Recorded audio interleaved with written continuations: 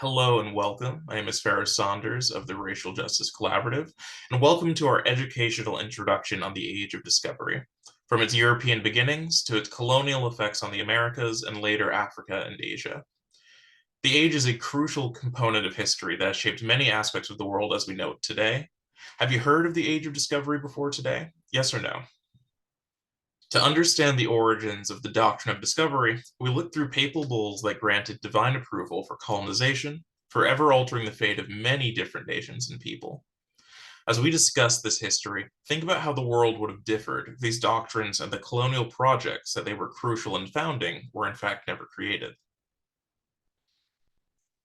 The doctrine of discovery is based on a series of papal bulls or decrees issued by the Roman Catholic Curia that began in 1452. The bulls gave colonial powers like Spain and Portugal the church-backed authority to seize land and subjugate any humans encountered as long as the people subjugated were not Christian. The doctrine of discovery and associated papal bulls, in addition to being used in their earliest applications in the Americas and in the North African coast, have also been used as very early frameworks for systems of colonization that would be used in sub-Saharan Africa, Asia, Australia, and New Zealand. Dum Diversas was issued in 1452 by Pope Nicholas V to King Alfonso V of Portugal, giving the king the alarming authority to conquer and enslave non-Christians in the Saracen or Muslim North African coast and beyond. This laid crucial foundations for the later expanded slave trade and colonization, as it was seen as a divine sanction for domination over the other peoples on the foundations of cultural difference. Next, consider Inzacatera, penned out in 1493 by Pope Alexander VI following Columbus's voyage. This bull divided the newfound lands outside of Europe between Spain and Portugal, completely disregarding the rights and existences of the indigenous peoples living there.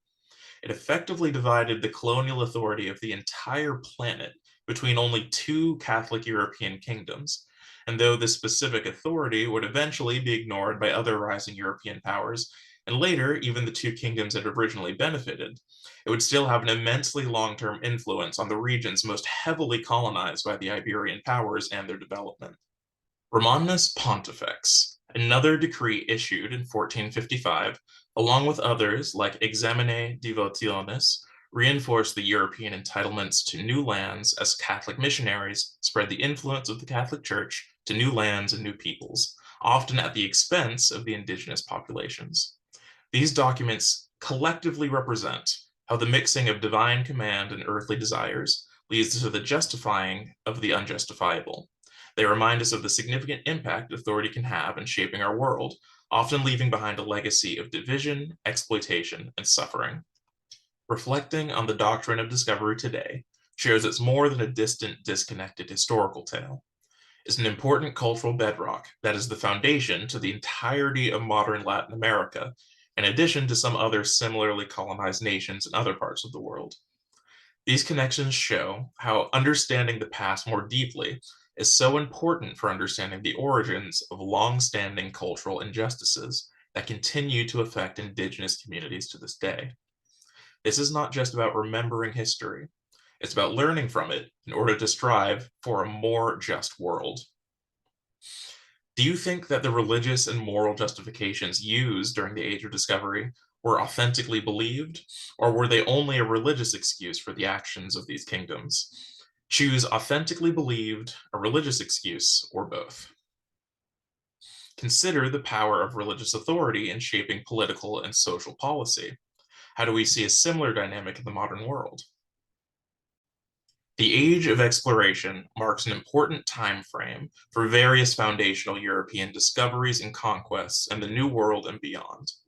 These feats were accomplished by many figures whose names are near ubiquitous in much of American education and geography. Christopher Columbus, who sailed under Spain by way of Genoa, who was the first European explorer to establish a permanent colony in the Americas. Vasco da Gama of Portugal, who was the first European explorer to reach India by sea by sailing around the Cape of Good Hope in the most southern coast of Africa. Amerigo Vespucci, who sailed under Spain by way of Florence, who was the first European explorer to properly recognize these new lands as previously undiscovered continents and thus is the namesake for the continental name America, and Ferdinand Magellan of Portugal, who was the first European explorer to circumnavigate the world by sailing a previously undiscovered series of maritime routes. The first voyage of Christopher Columbus, and thus the first permanent settlement of Europeans in the New World, is the starting point of a significantly brutal and bloody intervention of the European powers in the histories and peoples of the Americas. The Age of Discovery, also known as the Age of Exploration, typically spans from the late 15th century to the early 17th century, marking an era of unprecedented exploration. European explorers in this time ventured into uncharted territories, seeking trade routes, wealth, and opportunities for colonization. What were some of the primary circumstances that motivated the Age of Exploration? Why do you think so? Explain your reasoning. With new lands claimed, European powers expanded their empires, leading to profound consequences for indigenous populations. The Age of Discovery forever changed the world, opening new horizons while closing others. Its impacts, both intended and unintended, continue to shape our world today. Though the Age of Discovery was the first major historical period of European colonization and cultural dominance over others, it would not be the last, and later large-scale colonization of Africa, Asia, and Oceania are deeply connected to the cultural and historical precedent set by the Age of Exploration. How do you think the world would look today without the Age of Discovery? Reflect on the lasting cultural, social, and economic impacts of colonization on indigenous communities, and how do you think these effects persist today? So far, we've looked at how the powers of religious authority has shaped political and social changes in the context of a historical sense. But think about how we may see similar dynamics in our modern world today. Thank you.